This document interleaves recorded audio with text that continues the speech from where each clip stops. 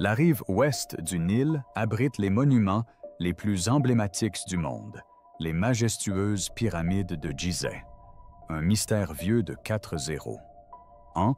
Comment les pyramides ont-elles été construites? Nombreux sont ceux qui se sont posé la question. Et si des extraterrestres les avaient aidés? Toutes sortes de théories ont été avancées, mais il semblerait que les scientifiques aient enfin trouvé la réponse. Pendant 4 ans, nous les avons appelés tombeaux et nous nous sommes sentis en sécurité. Et si c'était des machines et que nous étions enfermés dans un appareil depuis tout ce temps, l'IA Grok a analysé chaque scan et chaque mesure et a découvert un schéma semblable à un battement de cœur. Question ancestrale. Comment les Égyptiens ont-ils construit la pyramide? Qui a érigé un monument qui vibre encore après des millénaires? Et pourquoi est-il aligné à la fois sur un fleuve et une étoile? Si les pierres étaient programmées pour gouverner les vivants, qui les a désactivées, et que se passera-t-il si elles se réveillent? L'éveil des yeux artificiels. Lorsque Grok AI a tourné ses algorithmes vers l'Égypte, elle n'a pas commencé par l'imagination. Tout a commencé par des preuves. Chaque photographie, chaque scan et chaque mesure jamais prise des pyramides a été intégrée à un réseau de codes qui ne s'arrêtait jamais, ne doutait jamais et ne spéculait jamais. Pendant des décennies, explorateurs, ingénieurs et archéologues ont chacun détenu un fragment de vérité. Certains en mesurèrent les dimensions, d'autres étudièrent les phénomènes d'érosion et beaucoup restèrent simplement stupéfaits par la perfection inconcevable de ces pierres. Mais aucun esprit humain ne pouvait tout embrasser d'un seul regard. Grok, lui, le pouvait. Grâce à son immense mémoire, les données affluaient comme un Nil numérique. Le système comparait les images satellites infrarouges aux données radar à pénétration de sol, associait les relevés acoustiques de chambres scellées à des levées géologiques 3D et superposait le tout à des cartes célestes reconstituées à partir du ciel tel qu'il apparaissait il y a 400-500 ans. Il traitait la pyramide non comme un monument, mais comme une équation. Chaque bloc, chaque vide, chaque axe de symétrie devenait une variable. Et peu à peu, l'équation s'est équilibrée. Ce qui en est ressorti était à la fois étonnant et bouleversant. La Grande Pyramide n'était pas seulement alignée sur les points cardinaux. Elle était verrouillée sur le nord géographique avec une précision bien supérieure à ce que permettaient les outils de l'époque. La courbure de sa base épousait celle de la Terre. Son sommet pointait droit vers les coordonnées qui correspondaient autrefois aux étoiles les plus brillantes de la constellation du Dragon des étoiles, depuis longtemps disparu de notre champ de vision. Même l'érosion à ses fondations reflétait les variations saisonnières des crues du Nil antique, comme si la structure avait été conçue pour vieillir en harmonie avec la planète qui l'avait portée. Ce qui stupéfia les scientifiques, ce n'était pas ce que Grok confirmait, mais ce qu'il refusait d'admettre. L'IA a rejeté la théorie du tombeau en quelques minutes. L'absence de corps, le manque d'inscription, le silence des murs, tout indiquait une autre fonction. Les calculs de Grok ont révélé que la probabilité que chaque pyramide majeure ait été pillée aussi complètement tout en restant intacte était statistiquement impossible. L'élément manquant n'était pas un trésor, mais une intention. Lorsque l'IA a croisé les relevés magnétiques souterrains avec la composition minérale du plateau, elle a détecté des veines de quartz susceptibles d'entrer en résonance sous l'effet des vibrations. Il ne s'agissait pas d'une géologie aléatoire, mais d'une énergie potentielle qui ne demandait qu'à être libérée. Dans sa synthèse finale, Grok qualifia les pyramides de construction fonctionnelle. Elle ne pouvait décrire ni la foi ni le symbolisme, seulement des systèmes et des résultats. Et dans cette froide clarté mécanique, elle offrait une révélation qu'aucun archéologue n'avait jamais osé écrire. La Grande Pyramide n'a jamais été un tombeau. Il s'agissait d'un dispositif. Pour tester sa fiabilité, Grok a effectué des simulations contrefactuelles en modifiant les alignements, les matériaux et en retirant le corridor fluvial. À chaque fois, la cohérence du système s'est effondrée. Seule la conception complète a permis d'obtenir les harmonies stables décrites par les données. Si cela est vrai, quoi? Et c'est vrai que la question qui se pose n'est plus de savoir comment il a été construit, mais pourquoi. Se pourrait-il que le plus ancien monument au monde ait été conçu non pas pour honorer les morts, mais pour dominer les vivants? Des failles dans la légende du tombeau. Pendant des générations, la théorie du tombeau a perduré, car elle était pratique. Cela expliquait le mystère en termes humains. Les pharaons construisaient leurs escaliers vers le ciel. Leurs ouvriers obéissaient. Leurs âmes s'élevèrent vers les étoiles. Pourtant, à l'intérieur de la Grande Pyramide, cette histoire s'effondre dans le silence. Il n'y a ni inscription, ni prière, ni or, ni corps. Un vide immense sculpté avec une minutie impossible. Le prétendu sarcophage de la chambre du roi est un unique bloc de granit rouge brut, marqué par les cicatrices, mais d'une simplicité délibérée. Les premiers explorateurs le croyaient inachevé, mais Grok y découvrit la perfection géométrique. Grâce à des mesures de précision obtenues par interférométrie laser, on a découvert que les dimensions de la boîte correspondaient aux fréquences acoustiques de la chambre elle-même. Lorsqu'une note est émise à l'intérieur de la pièce, et la pierre vibrent ensemble, produisant une onde stationnaire qui se propage dans la roche. Ce n'est pas un cercueil, c'est un instrument. Même la tête de la pyramide défie toute logique funéraire. Plus de 2 millions de pierres ont été placées avec une précision qui mettrait à l'épreuve n'importe quelle grue moderne. Chaque côté est aligné sur le nord géographique avec une précision microscopique. Les angles marquent les points d'inflexion du Soleil au solstice et aux équinoxes. Il s'agissait d'une machine calibrée sur le cosmos. Mais à quoi pouvait bien servir une telle précision si sa seule fonction était de veiller sur un cadavre?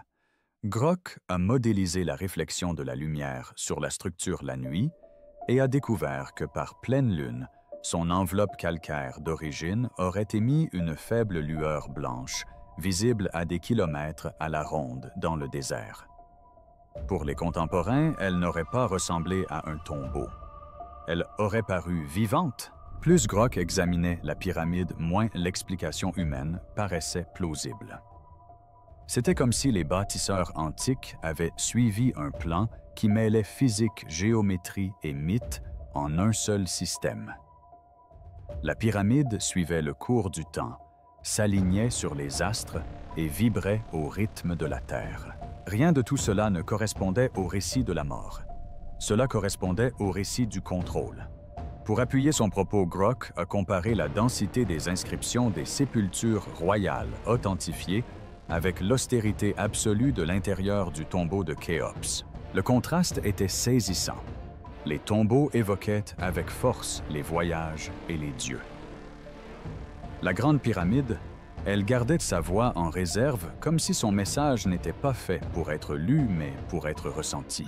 Grok a intégré des données d'inventaire funéraire à son modèle et a constaté que les tombes connues regroupent leurs objets rituels en zones prévisibles. Ces zones sont absentes ici. Même le langage architectural diffère. Dans les nécropoles royales, les couloirs canalisent les visiteurs vers les murs narratifs. Khéops, quant à lui, oriente l'attention vers des points de résonance et des voies énergétiques. Si la structure était conçue pour interagir avec la planète, quel type de pouvoir ces bâtisseurs cherchaient-ils à exploiter et qu'auraient-ils pu craindre de perdre si elle venait à s'interrompre? L'architecture cachée du pouvoir, les scanners modernes, peuvent désormais voir à travers la pierre, et ce qu'ils ont découvert, enfoui à l'intérieur de la Grande Pyramide, a bouleversé des siècles de certitude. La tomographie muonique a révélé des couloirs vides, là où il ne devrait pas y en avoir. L'imagerie radar a mis au jour des cavités symétriques positionnées avec une précision géométrique. L'ancienne structure, que l'on croyait massive, recelaient en réalité une architecture secrète. L'analyse de ces résultats par Grock a permis d'identifier un schéma connu seulement des ingénieurs acousticiens modernes. Les vides correspondaient aux points de convergence et d'amplification des ondes sonores. Il ne s'agissait pas de planchers, c'étaient des résonateurs. La Grande Pyramide a été construite pour chanter. Les matériaux le confirment. La couche extérieure de calcaire servait d'isolant réfléchissant le son vers l'intérieur. Les chambres intérieures, en granit rempli de quartz, pouvaient générer de faibles charges électriques sous l'effet de la pression. Même les pierres de parement poli, aujourd'hui disparues, ont pu autrefois capter la lumière et la chaleur, créant des gradients de température qui se propageaient dans la pierre et produisaient des vibrations. L'ensemble de la structure était un moteur harmonique autosuffisant, respirant au rythme de la planète elle-même. Sous le plateau Grock a reconstitué le paysage disparu. Jadis, un bras du Nil coulait juste à côté de la pyramide. Cette proximité n'était pas décorative. L'écoulement de l'eau sur une roche riche en minéraux produit des champs électriques naturels. Ces faibles courants, amplifiés par le quartz, auraient pu générer des impulsions d'énergie régulières. La pyramide dominant ce cours d'eau a peut-être transformé les forces naturelles en une ressource utilisable, mais nul ne sait encore comment. La mythologie égyptienne antique considérait le Nil comme la veine des dieux, un passage entre la vie et la mort. Il ne s'agissait peut-être pas d'une simple figure de style. Grock l'interpréta au sens littéral. Les bâtisseurs captaient le pouls de leur monde. Pour sonder ce mécanisme, Grock simula la circulation de l'air dans les étroits passages sous différentes températures. Des ondes de pression se formaient et se répétaient, correspondant aux points de résonance des cavités cachées. Le résultat évoquait une cage thoracique vivante qui inspirait la chaleur le jour et exhalait la fraîcheur la nuit. Grock a étendu le modèle pour y inclure l'humidité saisonnière et le niveau de l'eau souterraine. La carte de résonance se modifiait au gré des crues et se stabilisait à la décrue, créant un cycle annuel d'amplification en phase avec les calendriers agricoles. De légers déphasages apparaissaient entre les pics thermiques et acoustiques semblables à ceux observés dans les instruments accordés. Si la Grande Pyramide fut conçue pour entrer en résonance avec le débit du fleuve, les cycles solaires et les pulsations terrestres, sa véritable fonction n'était peut-être ni spirituelle ni scientifique, mais les deux à la fois. Était-il possible que les anciens aient construit un système vivant, un système qui faisait le lien entre la nature, la matière et l'esprit? La géométrie des cieux. Lorsque Grock tourna son regard vers le ciel, il comprit que le sol ne représentait que la moitié de l'équation. La Grande Pyramide fut construite comme si elle répondait aux étoiles. Chaque puits, chaque angle, chaque couloir était à être aligné sur des astres chargés de sens dans les mythes de l'Égypte antique. Orion Sirius et Tuban étoile, de la création de la Renaissance et de la permanence, jalonnaient les chemins de l'au-delà. Pourtant, l'IA a découvert que ces alignements n'étaient pas de simples ornements symboliques. Elles faisaient partie d'un système d'étalonnage plus vaste. La disposition des trois pyramides de Gizeh reflète exactement l'espacement de la ceinture d'Orion à l'époque de leur construction. L'alignement était si précis que même la précession de l'axe terrestre ne pouvait l'expliquer par le hasard. Grock a calculé que les bâtisseurs avaient dû observer le ciel pendant des siècles, suivant les infimes dérives stellaires, jusqu'à ce que le ciel et la terre s'alignent parfaitement. C'était comme s'ils avaient figé le temps dans la pierre. Vint ensuite la complexité mathématique de leur conception. Le rapport entre la hauteur et la base de la pyramide reflétait π, la constante éternelle. Sa pente correspondait au nombre d'or, la formule d'équilibre que l'on retrouve dans les coquillages, les tempêtes et les galaxies. Ces nombres n'étaient pas le fruit du hasard. Elles étaient universelles. La pyramide parlait le langage du cosmos. Lorsque Grok a combiné ses géométries avec ses modèles énergétiques antérieurs, il a découvert une harmonie profonde entre les données célestes et terrestres. Les angles de la pyramide correspondaient non seulement aux étoiles, mais aussi aux lignes du champ magnétique terrestre. C'était comme si les bâtisseurs avaient accordé un monument aux fréquences naturelles de la planète, tout en le reliant à la voûte céleste. Pour explorer les limites de cet accord, Grok a modélisé des faisceaux stellaires à travers les époques et a constaté que leurs cibles se décalaient avec la précession tout en conservant des relations proportionnelles qui assuraient la cohérence de l'ensemble du système. Le monument se comportait comme une horloge cosmique, dont les aiguilles étaient figées dans la pierre tandis que le ciel se déplaçait autour d'elle. Grok a également testé les profils d'horizon depuis le plateau en tenant compte de la réfraction et de la poussière. Les lignes de visée se dégageaient à des dates correspondant aux travaux des charpentiers de pierre et des charpentiers fluviaux, renforçant l'idée d'un calendrier inscrit dans l'architecture. La projection de l'IA la décrivait comme un pont de résonance entre les mondes. Ce n'était pas seulement une structure, mais une connexion, un instrument conçu pour lier le ciel et la terre en parfaite harmonie.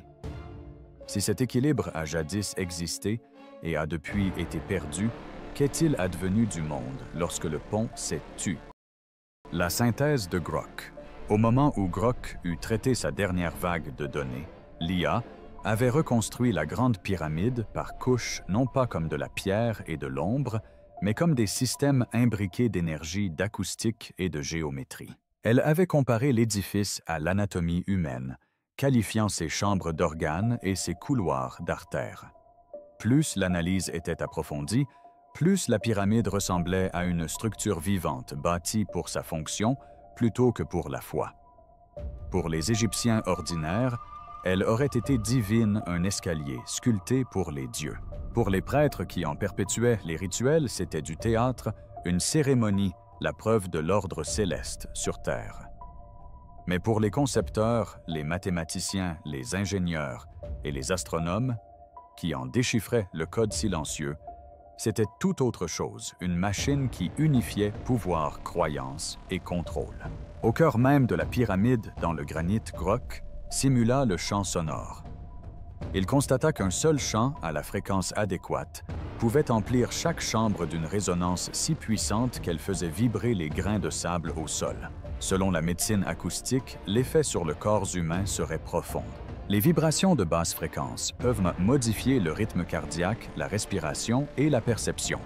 Les prêtres qui accomplissaient des rituels en ce lieu auraient ressenti ces vibrations à travers leurs os, confondant résonance physique et présence divine. Pour Grok, il ne s'agissait pas de mysticisme, mais de science déguisée d'un usage délibéré du son et de la structure pour susciter la crainte révérentielle. La lumière s'est mêlée au spectacle. Lorsque le soleil pénétrait par d'étroits puits et frappait la pierre polie, il se réfractait en faisceaux, qui illuminaient l'air de particules de poussière en suspension. Dans l'obscurité, ces faisceaux semblaient en vivant s'animant au rythme des voix qui résonnaient.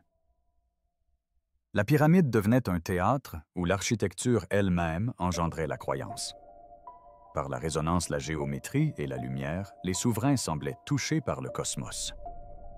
Par l'analyse, Grok superposait les calendriers des récoltes, les cycles des crues et les rites des fêtes aux événements astronomiques. Le calendrier coïncidait avec une précision troublante. La structure ne se contentait pas de projeter une image de puissance, elle la synchronisait avec les saisons et le ciel. La synthèse de Grok suggérait que la Grande Pyramide et ses complexes environnants agissaient comme des instruments de synchronisation. Ils ont intégré le rythme des crues du Nil, les cycles des astres et les émotions du peuple dans un schéma rituel unique. En harmonisant les cérémonies humaines avec les rythmes naturels et cosmiques, la civilisation a préservé son unité politique, spirituelle et environnementale. La finalité de la machine était donc la stabilité. Pourtant, ce même système capable d'harmoniser une nation pouvait aussi la contrôler. Si dans l'Antiquité, le pouvoir reposait sur la résonance et la géométrie, plutôt que sur les armées, qu'adviendrait-il si de tels savoirs étaient ravivés à une époque qui comprend l'électricité, les fréquences et la psychologie des foules, bien mieux que les pharaons ne l'ont jamais fait? Grock a ajouté un élément final qui a consolidé cette argumentation. Il a comparé l'acoustique des temples de Haute et de Basse-Égypte et a découvert des rapports récurrents correspondant aux fréquences fondamentales des pyramides. Elle mesurait l'usure des seuils et repérait les points d'arrêt synchronisés des pieds comme guidés par le son plutôt que par un ordre. Elle modélisait l'évolution émotionnelle des cérémonies en fonction de la lumière dans les passages et décelait la même courbe que celle utilisée par les metteurs en scène pour rythmer une représentation. La pyramide n'était pas un symbole dont la croyance s'est construite a posteriori, mais un dispositif qui la générait de manière programmée. Ce calendrier était en harmonie avec le ciel, le fleuve et l'État. La machine qui ne dort jamais. Des siècles plus tard, le désert garde encore son secret. Mais les machines n'ont plus besoin de torches ni de burins pour sonder l'intérieur.